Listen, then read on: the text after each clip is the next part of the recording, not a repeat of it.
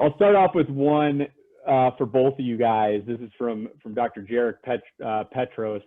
How long are your new patient exam appointments, and what specifically do you allocate for each minute of the exam? For example, first 20 minutes, records, etc. Koz, you want to take that? We're both 45. How's that? Koz, I believe you're muted.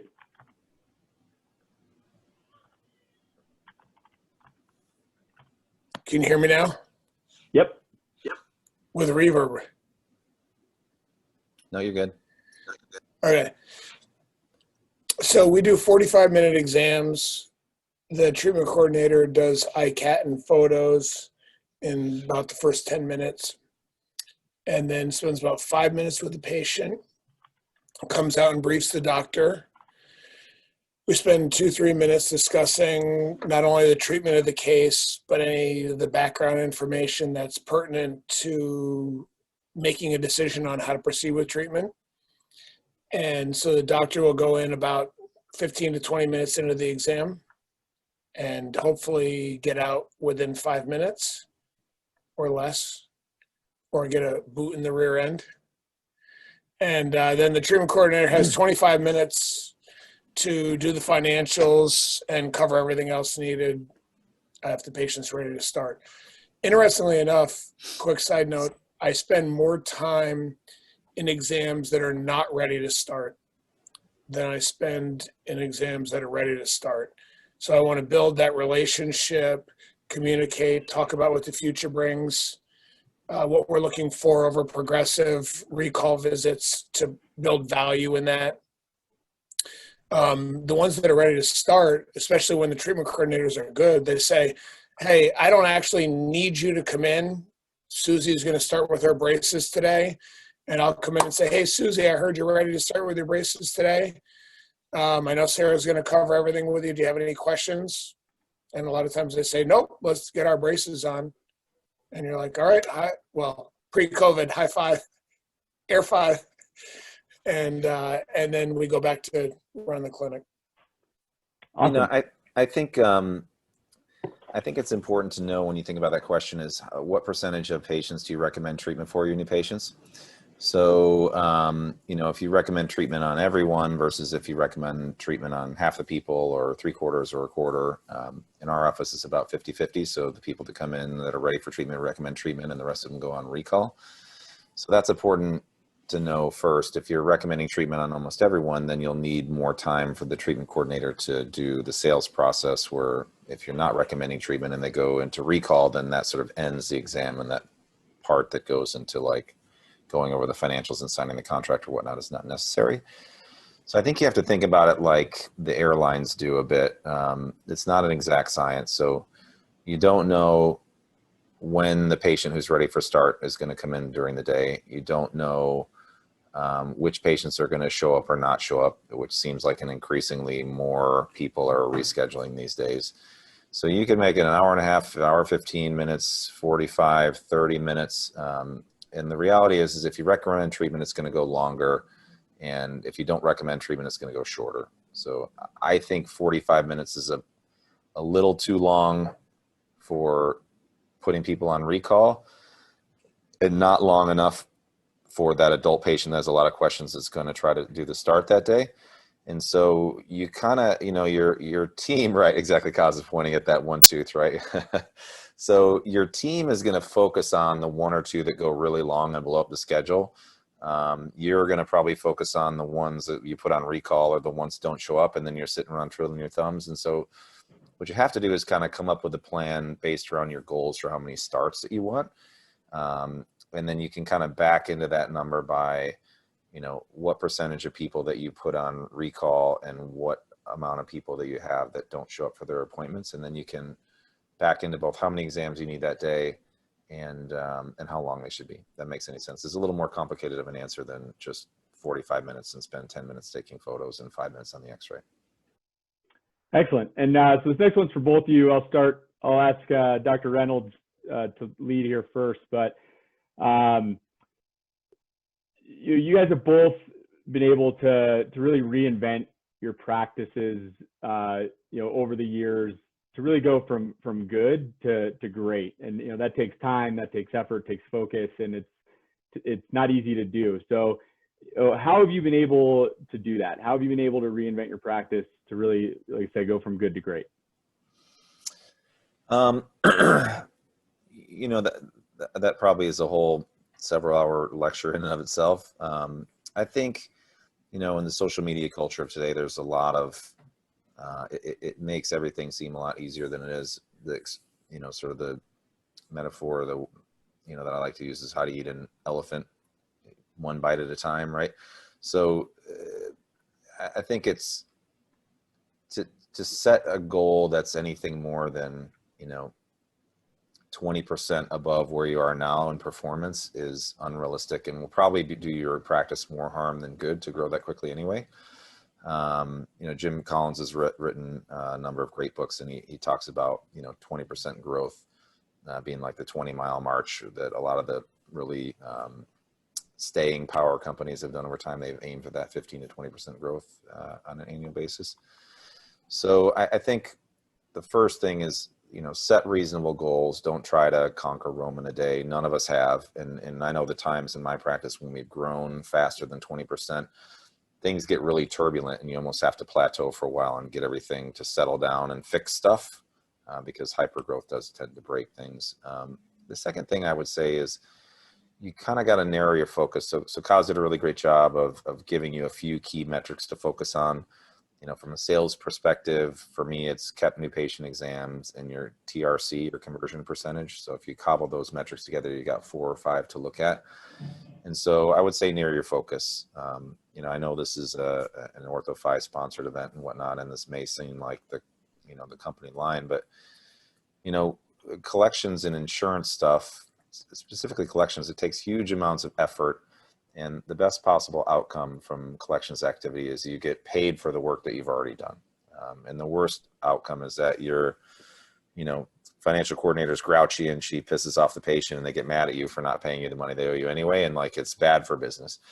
So not having to focus on the insurance and the collections or the mundane activities has allowed me to focus on the things that grow the business, which is marketing, sales, and customer service experience. And so we've been really focused on those things for maybe the last 6 or 7 years. And that's really what's allowed us to grow the most, is really that focus on the things that grow rather than kind of the rear view mirror aspect of the practice. So hopefully that makes sense. Jeff, you're on mute.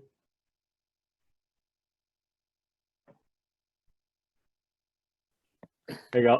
I'm on my phone for the audio, so I can hear myself speaking in the background. Can't we just get rid of this COVID thing and go back to doing things in person? I would say it's people. And so the thing that I've learned the most in the last probably 1.5 to 2 years is that we doctors tend to be the major rate limiting step to any development in our practice. And we just don't want to take our hands off of things, and people can't do things as good as we can. But I would argue that if you have a team of 15 people, then 15 people that are well-trained and supported and trusted will do way more for you and your business than you would ever do on your own. And so my focus in the last 1.5 really has been developing people. And anytime someone comes to me now with a question and says, how do you want to handle this? Internally I go, do this. And then I say, you know what, Krista, I want you to not only think about how you would solve it, think about how I might solve it, and make some recommendations, and then we'll sit down and talk about it. And the more I've done that over the last 1.5 years, and in the last 1.5 years, there's no magical thing to that last 18 months. It's Dr. Mike really being able to run an entire clinic of 1,000 starts on 4 days a week, primarily by himself, with me just drinking coffee when I need to. And so I'm focusing on team. And it's amazing, as like Jamie said, the turn the ship around. When you elevate leaders, then they start to lead. And we're doing our team reviews in September. And I had 6 out of 18 people that said, what's next? Like, I want to be a mentor to other people instead of this disparate level of knowledge between doctor and everybody else. We have so many people climbing up the ladder that they wanted to make a schedule change on how we scheduled our D-bands. And my office manager texted me today and said, I'm only letting you know so you know the schedule is changing, not that you need to make a decision. But we changed the schedule on how we do the D-bands because that's what we agree on. And I'm at a point where I said, great. Like, I know that's the best decision, and I could have spent hours figuring it out. So probably a moderately convoluted way to explain that I think people and investing time in the human beings, if we're hiring great people, just let them run and take your thumb off of everything and just, I'm not saying be an absent leader because you need to be involved, but really just let people be the exceptional human beings they are. And that's been the most rewarding part of my entire 20-something years of career. And so that's my take. Awesome. So this one's from Dr. Bob Skopek, and he says, Jeff, I feel like I've implemented your mindset well into my one doctor, one practice or one location practice. I'm trying to scale this model into more doctors and more locations. It seems like more doctors plus more locations means you absolutely need more starts to maintain your bottom line, profitability, and happiness. How do you maintain profitability, et cetera, with multiple locations and multiple doctors and staff? Ouch. There's so much in that. I think the first thing is when you're building to grow, you have to invest in CapEx and facilities, et cetera, which is going to minimize the bottom line on the growth of those businesses at the beginning.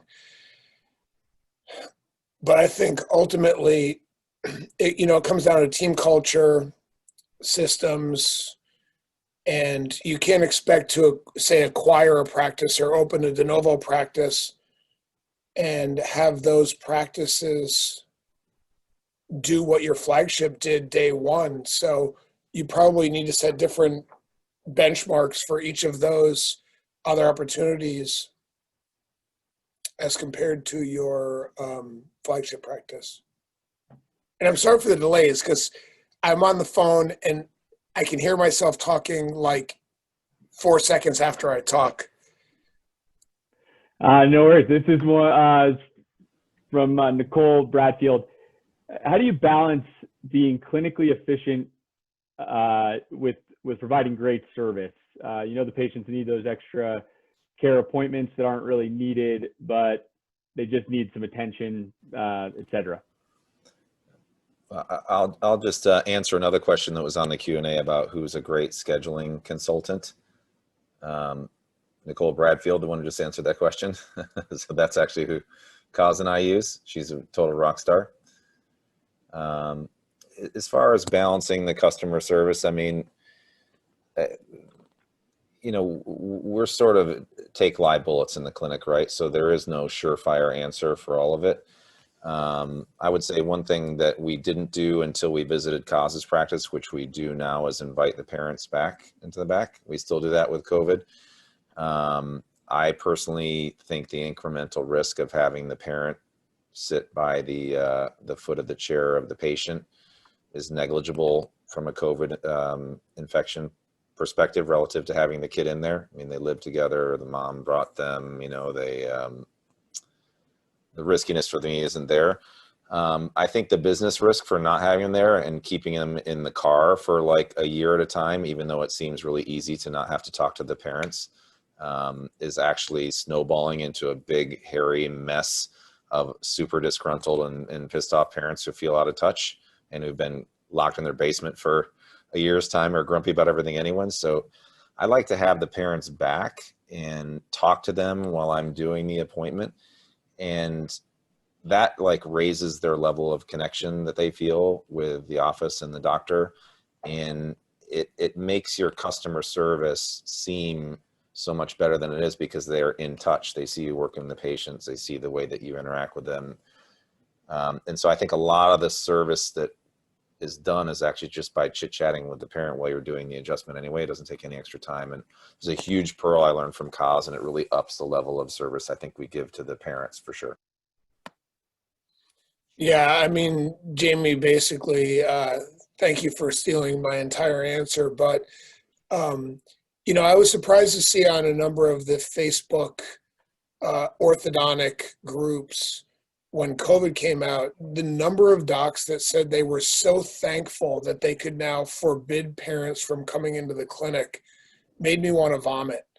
I don't want to say we mandate it, but I would rather have every parent at the foot of the chair. And like Jamie said, you can communicate with them.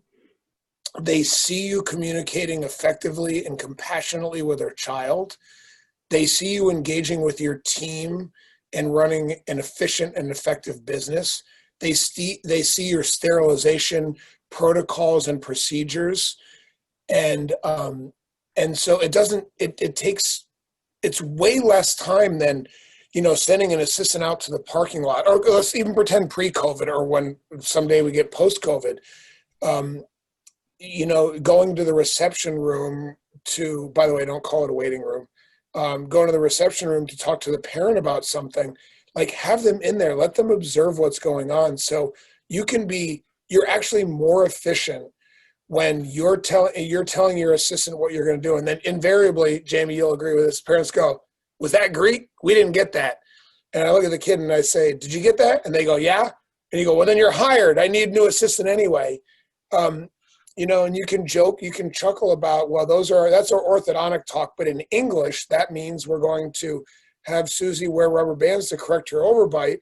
And she's doing great with her brushing. And we're going to see you guys back in 6 weeks or 8 weeks and stay healthy. And we appreciate you guys being here. And I think you can run a really efficient business that's high touch and high customer service. The only other thing I'll say is pick your spots.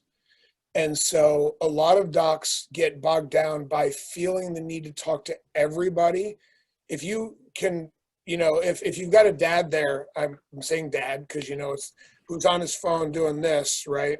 Doing this, you're not going to like bust him out of his phone to try and engage him and high five and whatever. But at the same time, when my clinical coordinator says chair 753 and I come out of consult and the mom at chair 1 is going like this, looking at her watch, I go to chair 1 because mom's looking at her watch. And, so reading people and you don't have to talk to everybody all the time. Pick the ones that you think are the highest value. If the parents are there and they're engaged, then be engaging with them. And if they're disengaged, just give them a quick lowdown on what's going on and move on to the next chair. The one thing I'll add to Koz is that, I think that, I know if I talk about sales or marketing, the first thing people think about is like, selling them something they don't need. And I think if you talk about efficiency, the first thing people think is cutting corners or not doing a good job clinically or whatever. And I think that, there is the ability by, like from an efficiency standpoint, watching people like you work. I've been to your office multiple times to see the way it is.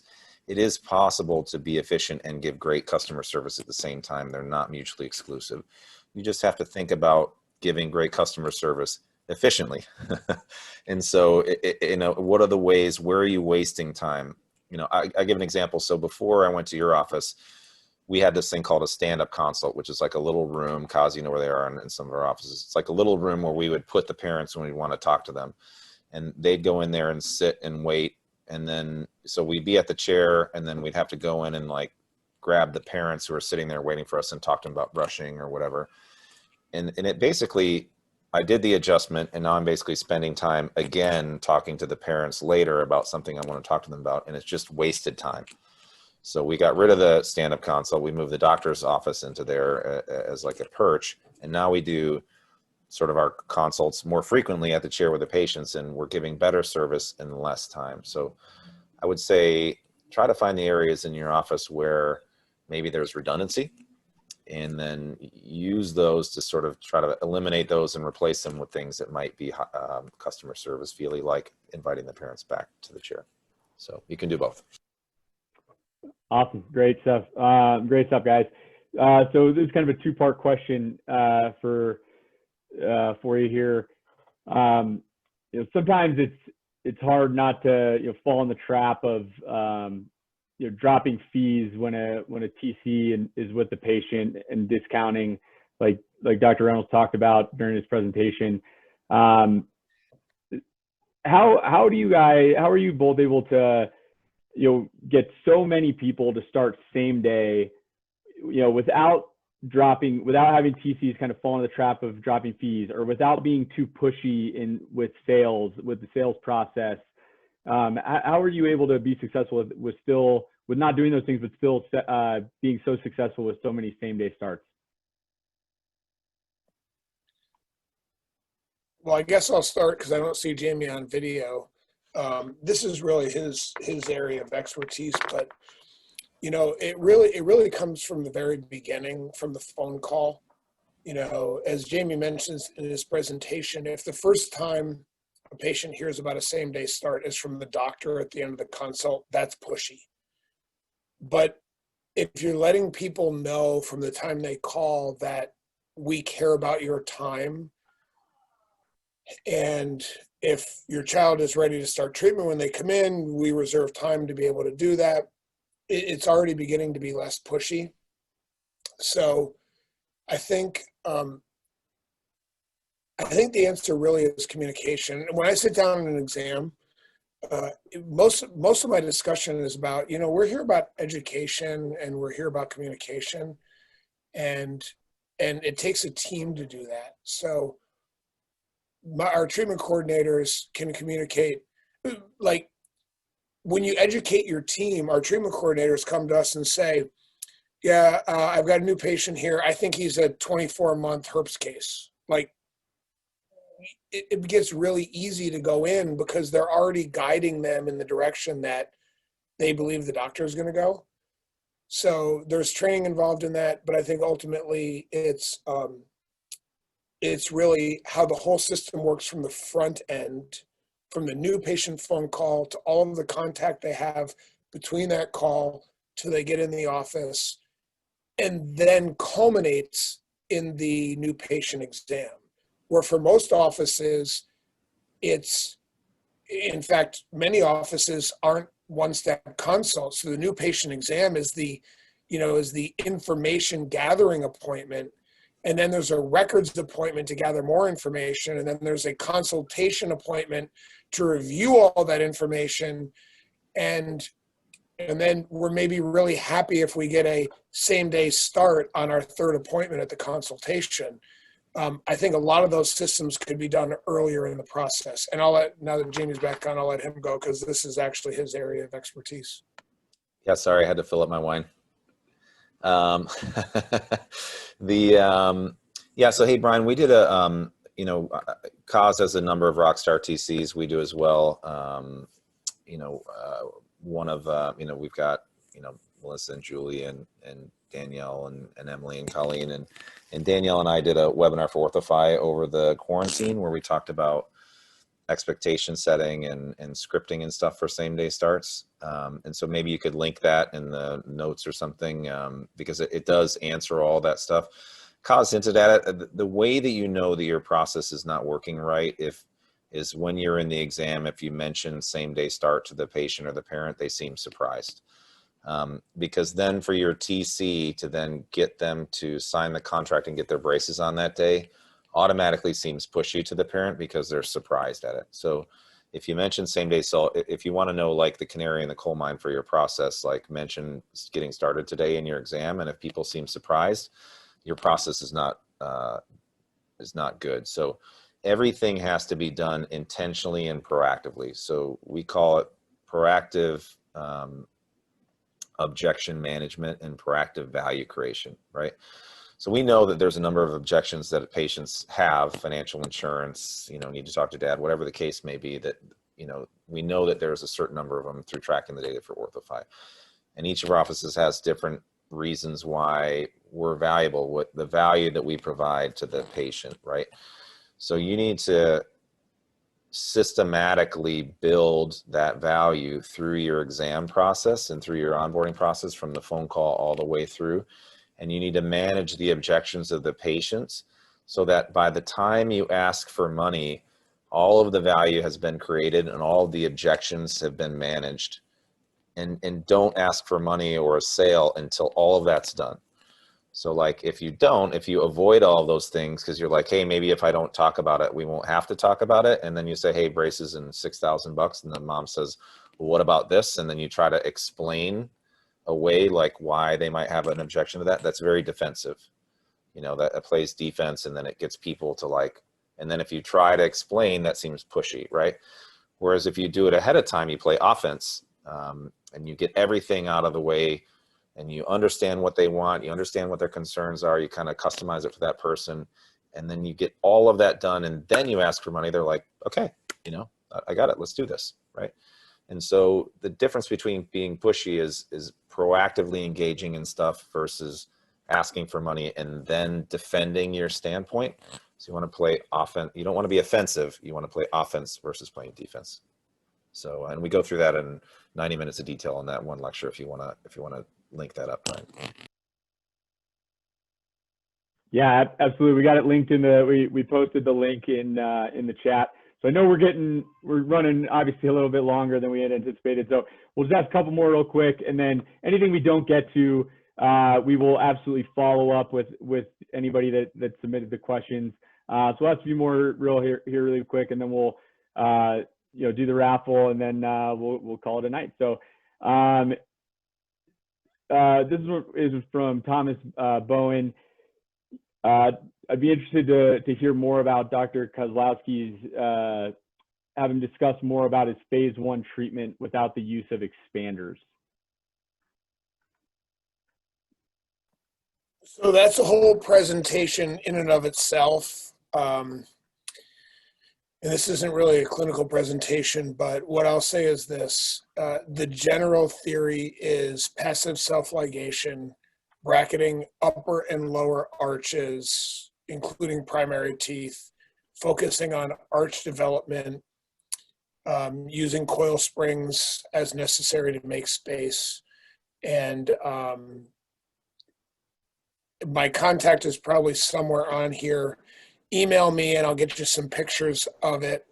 I did a presentation, or look into the 2020, actually it was this year, 2020 forum before COVID shut everything down. I did an hour-and-a-half presentation on early treatment.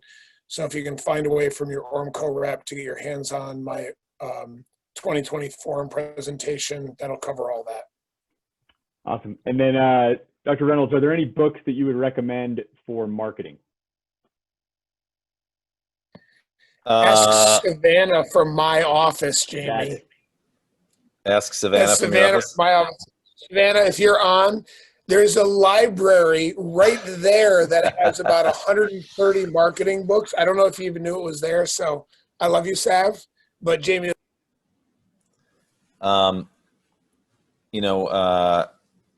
I think there's a bunch of different sort of divisions of marketing that are good.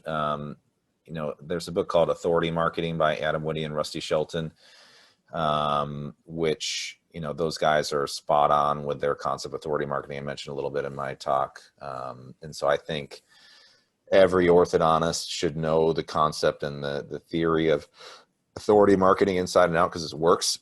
We're doing some of it right now. And then anything by Jonah Berger, I think is really good.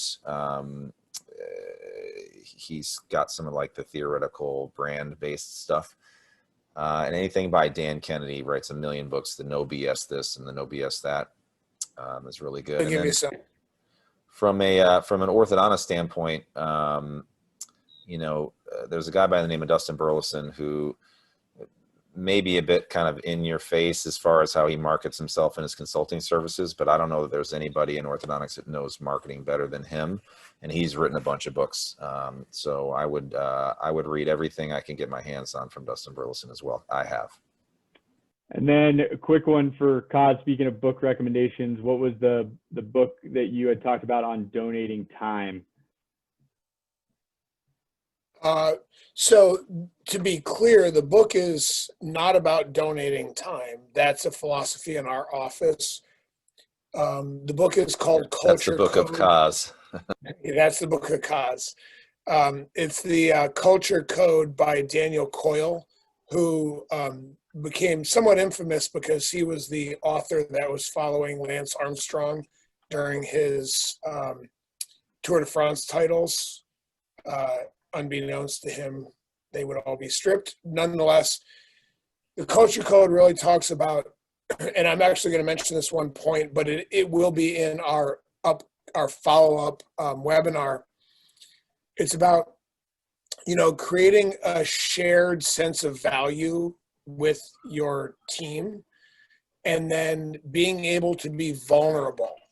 And I think that's probably the hardest thing, for the orthodontists that are on this. We've had to be tough to get through college and dental school and ortho school. And I know everyone thinks being an orthodontist is pretty easy, and some parts of it are. But the vulnerability and like having your team know you're human, and that, that you have, think about for many of us as male docs, we have female employees, and and their husbands and significant others go through stuff that all of us as human beings go through. So for them to know that you've had a hard day, or that you've got something going on with your family, or that you're struggling with something, or that, you're insecure giving lectures. Gosh, Jamie, who knew that you or I could be insecure giving presentations? Those kinds of things, that vulnerability to your team really, personally, I think vulnerability is the number one superpower a leader can have, because if you are vulnerable as a leader and willing to share of yourself, then your team will march through the gnarliest stuff in the world to support you, because they know you're human. And many of us try to pass off this superhuman persona, and we are in many ways, but we all have our own challenges. And so the book is not about donating time. Jamie said that's the book of Koz. And just here's my tip on that. You want to solve your donating time problem? Give every employee, primarily clinical, in your office a stopwatch.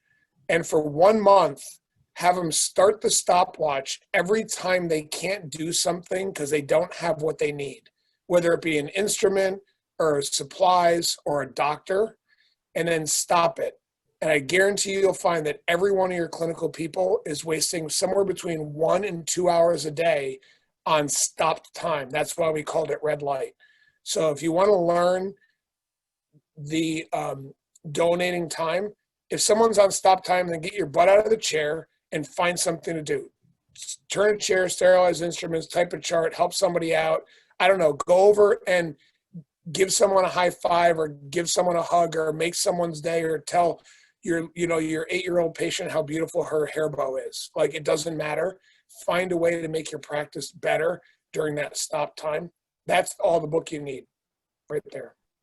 Perfect. 2 last questions here for you. This was, kind of about what Koz talked about, but I think either one of you could probably answer this. So you alluded to liking how, one of the benefits of OrthoFi is you like how it helped, help patients pay for, or help you convert more aligner cases by not, having to offset or pass down the cost and ask patients to put more down to cover lab fees. Could you just explain that a bit more, your point there?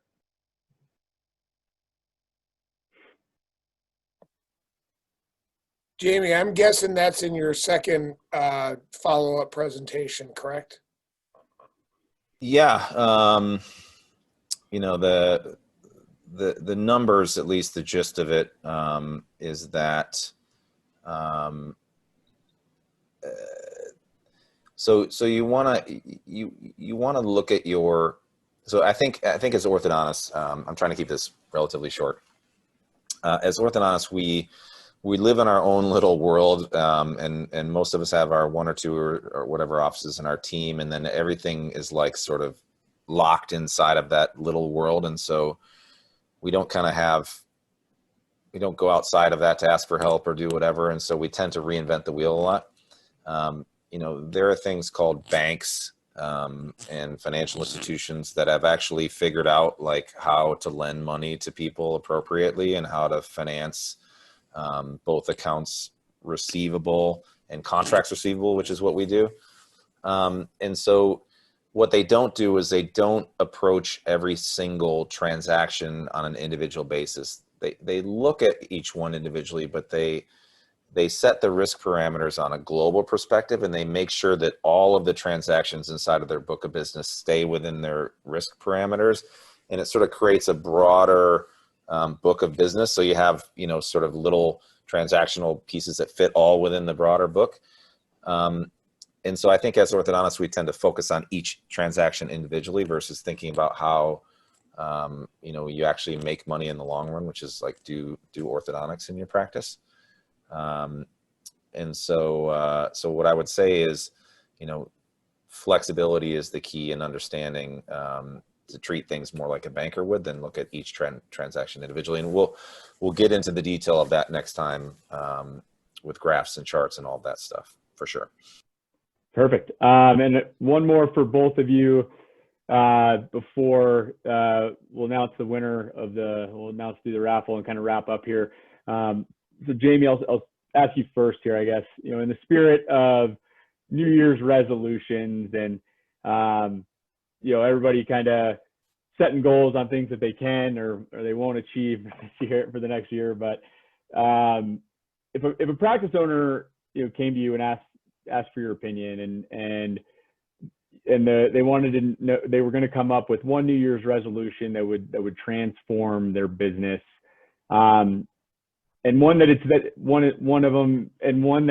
they can do, right? One that they can actually achieve. You know, what would you recommend it should be?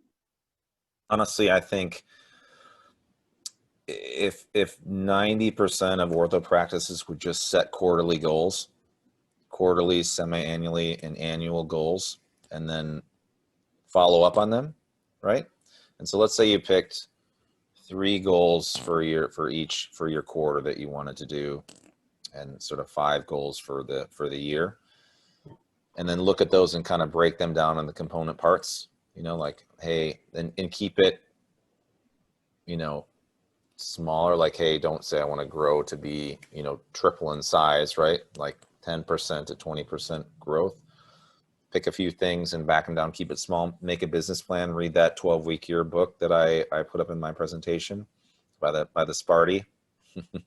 But it's a great book. Like business planning, goal setting, and following up on it is what most of us don't do. And that's actually the key to actually doing it. So don't just, I think most of us show up to work and we say, hey, we want to do however many starts today, or we want to grow by whatever. We just want to grow. And there's no really direction or plan in place. There's no metrics. There's no measuring. There's no anything. It's just every day kind of showing up and waiting for it to happen, versus making a plan, distilling the component parts, and then following up on it on a weekly basis. That's what you need to do to grow, you know? And so I think there's the people that are doing that are the ones that are crushing it, in my opinion. So I'm going to piggyback off that and say, I agree completely with that, but you can't do that without people. And so if it were me, and maybe because I've got a little bit of salt in my paprika here. Yeah, it's not fair because I can't grow a beard. So. But for me, where I am now, the focus is on And it's been amazing. Like I said, the last year and a half of focusing on developing leaders has really surprised me at how fast people can become leaders. I think, we have profitable but relatively small businesses, business speaking. And so we tend to underestimate what our team members can contribute. And when we let off the reins of control, and I don't mean, don't get me wrong, I don't mean no oversight on the business, but I mean, when you give people the opportunity to start to help you make decisions in your business, you will see how that can grow exponentially. Because my hope is that we all didn't hire a bunch of slackers. And I now have, like, I think about my practice over the years, and I now have like 8 or 9 people that could be office managers. And they're running different parts of whatever else is going on in the business. And we've developed systems. Okay, so don't come to me and tell me what you think you want to do. Email the leadership team of 8 people of what you think and what the problem is, how you want to solve it, what options there are, and what you think it's going to benefit. And the amount of amazing transformation we've had in growth, human growth, development of skills, intellectual capacity, engagement in the office. Like, I mean, how many of you have team members that are just disengaged from what you're doing? And look, we all have a couple of those at any point in time, but I've got like 80 or 90% of my practice, my team actively engaged in figuring out how to make it better, figuring out how to make me do less. Like, that's the backwards of what it used to be. It's like, oh, the doctor makes all the money, we're just going to let him do all the stuff. And it's really empowering all the way around. And it's allowed me to grow more in my goal of mentorship over just doing stuff every day. And so I would take what Jamie said, build a plan, but engage your team in that plan and work hard to develop them as their individual leaders, and coach, and just be there for them. Yeah. And that's what you do when you're clinically efficient and you see patients 3 days a week. Yes, we have hobbies, but spend some other time with them. Actually help grow them up. And that was probably a longer way of saying develop your team. No, I totally agree. And just to build a little bit on that, I mentioned some of the talk is do a really thorough, accurate self-assessment of who you are as a leader and what your strengths and challenges are, number one. And then, I think there's 2 types of disgruntled employees that are out there. There's the ones that, are just a challenge all the time. And then there are ones that your leadership is directly responsible for the way that they're unhappy at work. Right. Yep. And so I would look around and find all the places where your thumb is right on top of their head that's keeping them from standing up straight and expressing themselves the way that they are, and try to remove your thumb from those circumstances and see what you actually have for people. And my impression was, because I've learned this is my evolution of a leader. When I was younger, I was less impressed with my team than I am now. And the difference is that I empowered them to be who they are capable of being versus trying to make me do whatever and have them follow. Right. Yeah. Epiphany. Right. And so figure out who you are and try to really look in the mirror and figure out where you're actually in the way of the development of your team and the people that are disgruntled. Where could it be your fault? And keep Koz's words of wisdom in your mind. And then once you identify that, then let them go, and your practice will be better for it. This is great. Love that advice. I want to thank you both so much for really sticking around late tonight and doing this with us. This has been a lot of great, great presentation, great materials. I think some really great takeaways for everybody. So, we're going to get wrapped up here. If there's any questions that come in, if there's anything that you think of, please just email us and we'll be happy to do it. So, with that, our winner of the phone soap is Dr. Brian Bowlerjack of Lakeway Orthodontics. So we'll be following up with him as well to get that out to you. And like I said, thank you for everybody. Thank you all for clients. If you're interested in learning more about how OrthoFi can help, like I said, we'd love to set up some time with you. It's a great time right now. We're running a lot of great new customer promos, and you can get a chance to win $500. So again, on behalf of everybody from OrthoFi, everybody that was here tonight, thank you to Dr. Reynolds. Thank you, Dr. Kozlowski, as well. I appreciate all your. Ryan, if I could jump in one more before we go. I know, especially mine, but even some of what Koz was a bit philosophical this evening, and wasn't as much, ABC 1, 2, 3. We normally do this in a day course where the afternoon is very much, okay, now we've built the foundation of the mindset, here's how you do it. So stay tuned for, the early part of next year when we'll come back and we'll actually be a lot more, hey, here's the things that you can take and do in your office on Monday. But we really believe that you have to get the mindset right before you can build on the other things. So if you tuned into this and this wasn't quite as recipe generating as you had hoped it was, then we'll give that to you next time. Love it. Yeah, well, more to come on that. So like I said, we'll be sending out some recordings and things like that. Again, thank you guys so much. If any of you have any questions, you can learn more at startmoresmiles.com. You can give us a call directly, or you can also shoot us an email, and we will be happy to get back to you as soon as we can. So on behalf of all of us, like I said, thank you so much. And thank you to our amazing speakers. We appreciate you guys helping make this a great event for us.